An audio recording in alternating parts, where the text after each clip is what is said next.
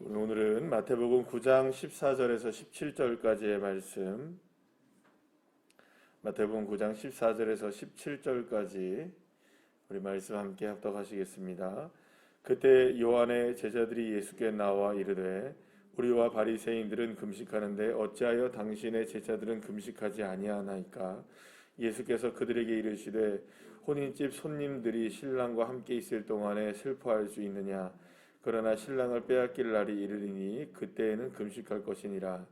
생배 조각을 낡은 옷에 붙이는 자가 없나니 이는 기운 것이 그 옷을 당겨서 헤어짐이 더하게 되며 새 포도주를 낡은 가죽 부대에 넣지 아니하나니 그렇게 하면 부대가 터져 포도주가 쏟아지고 부대도 버리게 됨이라. 새 포도주는 새 부대에 넣어야 둘이 다 보존되느니라. 아멘. 할렐루야. 2000년 전 당시 유대 사회에서 가장 큰 미덕 한 세 가지 정도가 있었습니다. 그건 뭐냐면 기도와 구제와 금식, 이런 것들이 이제 미덕 가운데 하나였죠. 그래서 이러한 그 삶을 살아가는 모습들이 보여지게 되면 이 사람은 참 경건한 사람이다. 이 사람 참 은혜가 충만한 사람이다. 이 사람은 정말 하나님을 잘 믿는 사람이다. 이렇게 이제 평가가 되어지는 아주 좋은 기준 가운데 하나가 바로 말씀드린 기도하는 것, 구제하는 것, 금식하는 것이었습니다. 여러분, 그러면은 사람들은 기도, 구제, 금식 많이 할까요? 적게 할까요? 이게 미덕이라면 많이 하겠죠. 그래서 사람들이 기도를 많이 합니다. 근데 기도를 많이 하는데 어떻게 기도를 하겠어요? 그러면 사람들이 미덕이라고 생각하는 기도를 할까요? 아니면은 뭐 그냥 사람들이 보든 말든 내가 혼자 그냥 알아서 기도할까요? 미덕이라고 한다면. 그러니까 사람들이 보는 데 하는 겁니다. 그래서 사람들이 이제 보는 데에서 하려면 어떻게 기도를 해야 될까요? 보여지게 기도를 하는 거예요. 그러니까 사람들이 보여지게 기도를 하면 어떻게 기도를 해야 될까요? 큰 소리로 기도를 하든지 혹은 막 사람들이 있는 곳에서 막 큰 소리로 외친다든지 이런 일들이 이제 있게 되는 거예요. 그래서 이제 특히 사람들이 많이 모이는 시장 같은 경우 곳에서 이런 바리새인들 같은 경우는 막 기도를 하는 거예요. 그러면 저 사람은 시장에 나와서도 뭘 한다? 기도를 하네. 이렇게 되는 거예요. 그러면 보이는 기도를 막 하게 되면은 이 사람 정말 참 그 은혜가 충만한 사람이구나. 저 사람은 참 기도를 열심히 하는 사람이구나. 이렇게 이제 그 사람에 대한 평가가 이루어지게 되는 거예요. 그래서 뭐 어떤 뭐 소리든지 뭐 중언부언을 하든지 어떻게 하든지 간에 사람들이 보이는 앞에서 막 기도를 하면 저 사람은 참 그 은혜가 충만한 사람이구나, 이렇게 이제 평가가 가능했던 것이죠. 또 두 번째 이제 구제 역시 마찬가지예요. 구제도 그러니까 드러나게 막 하면은 사람들이 저 사람은 정말 착한 사람이구나, 저 사람은 정말 긍휼히 여길 수 있는 사람이구나, 사람들을 불쌍히 여기는 사람이구나 라고 막 하는 거예요. 그러면 여러분들 이런 구제를 할 때에 혼자 그냥 모르게 하겠습니까? 사람들이 막 보여지게 하겠습니까? 보여지게 하기 시작하는 거예요. 그러면 여러분 그때부터 이렇게 바뀌는 거죠. 구제가 목적일까요? 자기가 구제하는 것을 보이는 게 목적일까요? 보이는 게 목적인 경우들이 이제 생기기 시작하는 거예요. 그러면 구제를 당하는 사람들에게의 상황보다는 누가 더 빛나야 될까요? 자기가 더 이렇게 인정을 받고 빛나기 시작하기를 원하는 거예요. 그러니까 여러분들 우리 한번 생각해 보시면은 우리가 보통 그런 일들을 우리가 많이 있잖아요. 그러니까는 뭐 이렇게 뭔가 어디에 단체에다가 뭘 기부를 했을 때 막 이렇게 막 사람들 언론을 막 불러낸다든지 아니면 막 사진을 찍는다든지, 여러분 그게 뭐 아주 나쁜 건 아니겠지만 그걸 위해서 이 구제를 하는 사람들이 있을까요, 없을까요? 많아지기 시작하는 거예요. 많아지기 시작하는 거죠. 일전에 우리 필리핀 선교사님하고 같이 함께 이야기를 나누는데 그런 얘기를 많이 하시더라고요. 그러니까 필리핀이라는 나라가 우리나라보다는 조금 이렇게 소득 수준이 낮기 때문에 이게 한국 사람들이 자칫 잘못해서 이렇게 생각을 한다는 거예요. 그러니까 선교라는 게 필리핀의 땅에서 선교를 한다는 게 마치 그들에게 구제하는 것처럼 선교하는 경우들이 많다는 거예요. 그러면 결국에는 필리핀에 계시는 분들이 성도님들이 계속 뭘 받아야 못 살아야 된다는 생각을 한다는 거예요. 그래야 우리가 막 퍼주고 막 이렇게 막 갖다 주고 하는 것에 대해서 우리 막 이렇게 뭔가 선교해서 이런 생각을 하게 되는 경우들이 많다는 거예요. 근데 대부분 그런 경우들이 많죠. 그래서 특히 이제 이런 생각들을 많이 해요. 어떤 분들은 이렇게 생각해요. 필리핀에 있는 못 사는 집들을 좀 보고 애들 힘게 살아가는 거 좀 봐야 니들이 얼마나 저기 뭐야 정말 호강하며 살아가는지 알 수 있을 거 아니야. 그래 은혜 좀 받고 와라. 이렇게 하는 부모님들이 아이들에게 실제로 있는 일들이 그런 일들이에요. 그러니까 뭐냐면은 뭔가 이렇게 우리가 구제를 하는데 구제를 함으로써 누가 더 뿌듯해지고 더 막 마음이 더 기뻐지는 걸까요? 내가 기뻐지고 막 내가 드러나게 되고. 그러니까 수혜를 당하시는 분들보다 받는 분들보다는 그 목적이 잘못되는 경우들이 많은 거죠. 그러니까 구제를 하면 많은 사람들한테 이렇게 미덕이 될 수 있는 구제를 하는 그런 경우들이 이제 생기게 되는 거죠. 마지막으로 이제 금식 같은 경우도 마찬가지입니다. 금식은 여러분들 어떤 게 금식입니까? 금식이라는 게 뭡니까? 음식을 끊는 거죠. 곡기를 끊는 거니까는 당연히 먹지 않으니까 어떻게 되겠어요, 여러분들? 얼굴이, 몸이 이렇게 좀 상하게 되겠죠? 그리고 금식을 하니까 당연히 먹지 않으니까 그렇게 될 수밖에 없지 않겠어요? 그런데 이제 금식을 하는 것이 미덕이 되니까 이런 일들이 벌어지기 시작하는 거. 어떤 일이 벌어지기 시작하냐면 내가 금식하는 걸 보여야 됩니다. 그러니까 많은 사람들 앞에 나는 지금 금식 중이에요. 보이려면 어떻게 하는 거예요? 말은 하진 않아도 어떻게 보여야 될까요? 초췌한 모습이 보여져야겠죠. 그러면 저 사람 왜 저러고 있어? 그러면 저 사람이 지금 뭐 하고 있다? 금식하고 있는 중이야. 이렇게 되는 거예요. 그러면 사람들이 더 금식을 하는 거를 더 보여주기 위해서는 어떻게 될까요? 미덕인 금식을 하기 위해서는 막 더 초췌하게 만들고 더 막 인상도 찌그리고 있는 것이고 막 머리도 막 일부러 막 산발을 하고 있고 옷도 막 이상하게 입고 있고 막 이렇게 되면 여러분들 사람들이 지나가면서 저 사람은 참 금식하는 사람이니까 참 은혜로운 사람이네 이렇게 된다는 거예요.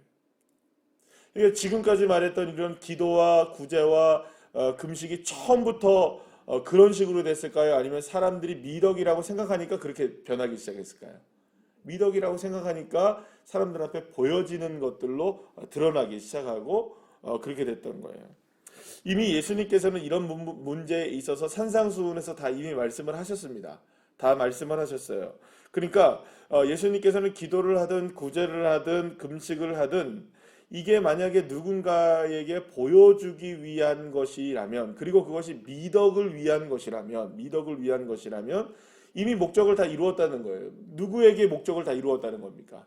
원래 이루어야 될 목적이 아닌 자기에게서 이렇게 드러나게 되는 목적으로 다 이루었기 때문에 그건 다 이미 이제 응답도 없는 것이고 목적을 잃어버린 것이고 자기만 드러나면 되는 거니까 그렇게 되면 이제 자기에게서의 목적은 끝난 거니까 이게 진짜로 금식으로 인하여서 이루어져야 될 것들, 구제로 진짜로 이루어져야 될 것들, 기도로 진짜로 이루어져야 될 것들하고는 상관없는 일이 돼버리는 거예요. 그러니까 예수님이 이미 산상수훈에서 그렇게 말씀을 하신 바가 있었던 거죠. 결국 목적이 올바르지 못하기 때문에 그거는 바른 것일까요? 올바르지 못한 것이 될까요? 올바르지 못한 것이 된다는 것을 분명히 주님께서 말씀하신 거죠. 그러니까 그런 기도를 해봐야 소용이 없다는 겁니다. 그런 구제를 해봐야 소용이 없다는 겁니다. 그런 금식을 해봐야 소용이 없다는 거예요. 그러니까 금식과 기도와 구제가 잘못된 것이 아니라 그거 하지 말라는 얘기가 아니라 그렇게 미덕인 것을 해봐야는 아무런 소용도 없는 것이라는 거죠. 자, 그런데 예수님에게 세례 요한의 제자들이 오늘 본문에서 찾아왔습니다. 찾아와서 예수님에게 무슨 질문을 하냐면 예수님의 제자들은 왜 금식하지 않고 저렇게 잘 먹고 다닙니까? 이렇게 얘기한 거예요. 그러니까 바리새인들도 서기관들도 그렇게 금식도 하고 저렇게 경건하게 살려고 노력하는데 당신의 제자들은 어찌해서 저렇게 금식도 안 하고 이 모양 이 꼴입니까? 이렇게 얘기했던 거예요. 그러니까 미덕이 보인다는 겁니까? 미덕이 안 보인다는 겁니까? 안 보인다는 거예요. 그러니까 그러면 여러분 아시잖아요. 그러니까 결국에는 이건 누구를 공격하는 일일까요? 제자들의 문제가 아니라 누가 가르치지 않는다는 걸까요? 그러니까 스승인 예수님이 왜 그런 걸 가르치지 않아서 왜 그렇게 이렇게 지금 제자들이 이 모양이 되었습니까? 전혀 미덕이 없습니다. 구제도 안 하고 이 사람들은 기도도 안 하는 것 같고 금식도 안 하는 것 같습니다. 그러니까 이 사람들은 지금 뭐 바리새인들이나 서기관들 그리고 심지어는 자신들 그러니까 세례 요한의 제자들에게 있어서도 이 사람들은 모범적인 모습이 보여지지 않는 거예요. 그러니까는 실망스럽습니다. 어떻게 가르치길래 이 제자들이 이렇습니까? 라고 이 세례 요한의 제자들이 당돌하게 누구에게 질문을 한 걸까요? 예수님께 질문을 한 것이었어요. 그러니까 그 예수님은 이런저런 얘기를 해주시면서 마지막에 무슨 얘기를 하시냐? 새 포도주는 새 부대에 넣어야 둘 다 보존되리라. 이렇게 이제 이 한 가지 비유를 들어서 말씀하시는데 이 이야기가 어떤 이야기냐? 여러분 보세요. 여기도 오늘 이게 보면은 왜 그 새 포도주는 낡은 가죽 부대에 넣으면 안 되느냐? 부풀어서 가스 때문에 이렇게 그 뭐랄까요? 이게 터지게 되는 거예요. 그러니까 발효가 되면서 가스가 나오겠죠? 그러면 그 가스가 오래된 거에서 나오겠습니까? 바로 만든 새 포도주에서 많이 나오겠습니까? 이미 오래된 거는 발효가 다 돼 있는 상황이기 때문에 그런 거가 가스가 나올 일이 없어요. 근데 이제 막 만들어낸 거는 막 부풀어 오르기 때문에 가스가 차면은 이전에 있었던 낡은 가죽 부대라고 한다면은 이 가죽 부대가 무엇 때문에 터져버리는 겁니까? 이 가스 때문에 터져버리게 되는 거예요. 그래서 새 포도주는 어디에다 담으라는 겁니까? 새 포도주는 새 부대에다가 가죽 부대에다 담아야 한다라고 예수님이 말씀하신 거예요. 자 그러면 그럼 왜 이 말씀을 하셨느냐 이런 겁니다. 지금 세례 요한의 제자들이든 세상 사람들이든 전부 낡은 관념을 가지고 있죠? 어떤 관념입니까? 세상에서 기준을 정한 거예요. 아, 기도는 이렇게 하는 것이고, 구제는 이렇게 하는 것이고, 또 금식은 이렇게 하는 것이다라는 이런 것들에 대한 것들을 다 정해놓고 있었던 거예요. 그래서 세상 사람들이 볼 때는 세상의 방식으로 볼 때는 이렇게 기도하고 저렇게 금식하고 저렇게 구제하는 이런 모습들이야말로 정말로 경건한 일이구나. 이런 것들은 불경건한 일이구나. 이런 것들을 누가 정한 겁니까? 다 지금. 사람들이 다 정해놓고 있었던 것이었어요. 그런데도 불구하고 지금 그 예수님이나 예수님의 제자들은 사람들이 정해놓은 경건한 삶에는 미치지 못하고 있었다고 세상 사람들은 특히 세례 요한의 제자들조차도 그렇게 평가를 하고 있었던 것이었어요. 그럼 여러분 어떻게 해야 될까요? 예수님을 믿고 따르는 것이 예수님을 믿고 따르고 또 나름대로 열심을 다하고 있었던 이 그 예수님의 제자들은 그러면 기도하고 금식하고 구제하는 것을 하나님 나라의 방식으로 해야 될까요? 여전히 세상이 원했던 그 방식대로 똑같이 따라가야 될까요? 그렇죠. 이제는 세상의 방식대로 그렇게 하면 안 되는 겁니다. 그러니까 누구의 방식으로 가야 되는 겁니까? 이제 배운 대로 하나님 나라의 방식으로 가야 되는 거죠. 기도를 하든 구제를 하든 뭐 여기서 금식을 하든 마찬가지입니다. 그런데 여러분들 적어도 세례 요한 정도의 제자들이라고 한다면 그래도 하나님 나라와 가까운 사람들이죠. 여러분 그렇잖아요. 세례 요한은 예수님이 오시는 길을 앞서서 밝혔던 사람이기도 하니까요. 그런데 그들조차도 지금 여전히 어느 나라의 관점에 머무르고 있는 겁니까? 세상 나라의 관점에 머물러서 판단을 하고 있었던 거예요. 그러니까 벗어나지 못하고 있었던 거죠. 세례 요한의 제자들이라고 해도 별반 다를 바가 없었던 거예요. 여전히 세상의 방식대로 생각하고 세상의 방식대로 판단하고 있었던 것들이 바로 이 세례 요한의 제자들의 모습이라면 여러분 보세요. 결국에는 이 세상에 살아가고 있는 많은 사람들은 자신들이 하나님 나라의 백성으로서 살아간다고 했을 때에도 여전히 무슨 기준을 가지고 사람들은 살아가려고 할까요? 여전히 하나님 나라에 가까운 사람들조차도 이런 모습으로 살아간다면 하나님 나라를 살아간다고 하는 사람들도 관념 속에는 이 몸에 흐르고 있는 몸의 그 뭐랄까 이런 그 질서 속에서는 여전히 무엇을 따라가려고 하는 일들이 많을까요? 세상의 방식을 따라가려고 하는 일이 얼마나 많겠느냐 하는 것입니다. 그래서 예수님은 새 포도주는 어디에다 담아야 된다? 새 가죽 부대에다 담아야 한다. 하나님 나라의 질서는 하나님 나라를 이 땅 가운데 이루어 가려면 새롭게 하나님 나라를 이루어 가려면 낡은 방식으로는 안 된다는 거죠. 어느 방식이 있어야 되는 겁니까? 하나님의 방식대로 살아가는 새로운 방식이 필요하다는 것이죠. 그런데 여전히 옛날 방식을 가지고 그거를 담으려고 한다면 터져버리는 거예요. 그거 안 된다는 겁니다. 그러니까 여러분, 오늘 이 말씀을 통해서 우리가 알아야 될 게 뭘까요? 기도하고 구제하고 뭐 금식하고 이런 것들 하고 안 하고의 문제가 아닌 겁니다. 이제는 세상의 방식이 아닌 그 어떤 기준을 갖는다 할지라도 어떤 기준이 필요하냐? 세상의 기준이 아닌 하나님의 기준이 저와 여러분에 적용되어야 될 줄 믿으시길 바랍니다. 그럼 하나님 나라의 방식이 적용되려면 어떻게 해야 되나요? 먼저 무엇을 생각해야 될까요? 하나님을 생각하고, 먼저 주님을 기억하고, 먼저 주님의 나라를 생각하고, 그래서 먼저 주님의 의를 구하고, 주님의 뜻을 구하고, 주님의 복을 구하고, 주님께 먼저 무엇인가를 구하는 사람들이 되어져야지, 먼저 나를 구하고 어떤 문제를 구하고 어떤 방식을 구하고 세상의 기준을 구하는 사람들이, 지금 이 사람들이 지금 그 세례 요한의 제자들이 금식에 대한 문제를 이야기합니까? 아니면 구제에 관한 문제를 이야기합니까? 아니면 당신의 제자들은 왜 안 합니까? 라는 이야기라는 거잖아요. 그죠? 이게 금식을 하는 것에 대한 부분들이 금식을 하면 어떤 것들이 어떤 문제 때문에 하겠구나라고 해서 그렇게 돼야 되는데 금식 자체를 안 하는 것에 대한 문제를 얘기하는 거잖아요. 그러니까 여러분들 이거는 문제가 있는 것이죠. 결국엔 여러분 하나님 나라의 하나님 나라를 우리가 살아간다는 것은 날마다의 도전이 필요한 겁니다.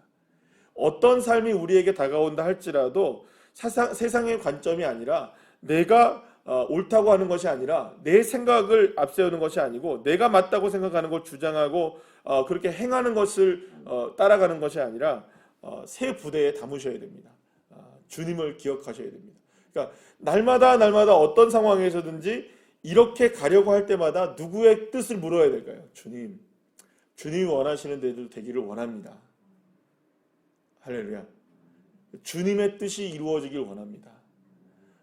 오늘 어떤 사람들을 만나고 또 우리가 오늘 기도를 하고 또 어떤 사역을 감당하고 또 어떤 영적인 우리가 모습들을 우리가 살아간다 할지라도 그 모든 일에 있어서도 하나님 먼저 주님이 일하시길 원합니다. 주님의 지혜로 하기를 원합니다. 주님의 뜻 가운데 순종해 나가길 원합니다. 이렇게 먼저의 자리에 무엇을 두는 걸까요? 하나님을 두는 거죠. 주님을 두는 것이죠. 그러니까 기도를 하는데 나를 드러내는 기도를 할 수 없는 겁니다. 그러면 기도가 이렇게 되는 거죠. 하나님, 기도를 함으로 내가 모습이 드러나게 해주세요. 이런 기도 안 하잖아요, 여러분. 그죠? 여러분 금식하면서 하나님 내 이 낡은 모습이 막 이렇게 막 일그러진 모습이 사람들한테 드러나는 금식을 하기를 원합니다. 이렇게 금식하는 분은 없잖아요. 그렇잖아요. 누구만 드러나야 됩니까? 하나님만 드러나는 거죠.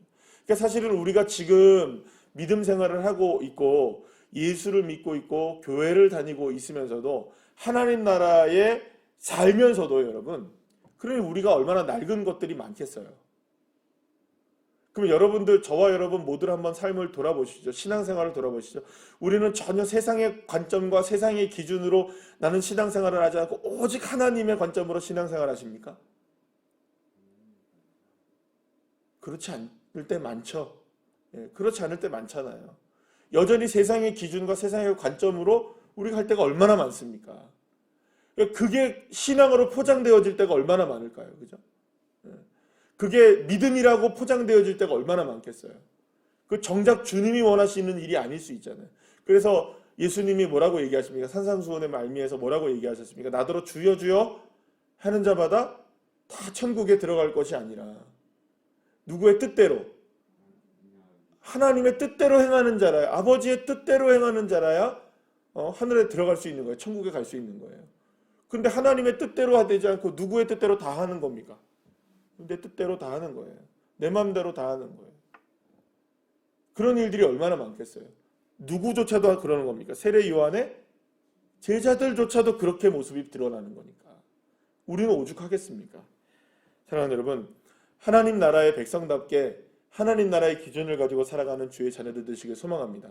그 싸움이 사실은 믿음의 싸움인 것이죠. 오늘도 우리의 삶 속에서 어떠한 상황 속에서도 내가 아닌 하나님을 드러내시고 하나님을 온전히 높일 수 있는, 하나님께 구할 수 있는, 하나님을 먼저의 자리에 둘 수 있는 믿음의 자녀들 한 분 한 분들 다 되시기를 간절히 축복합니다. 기도하시겠습니다.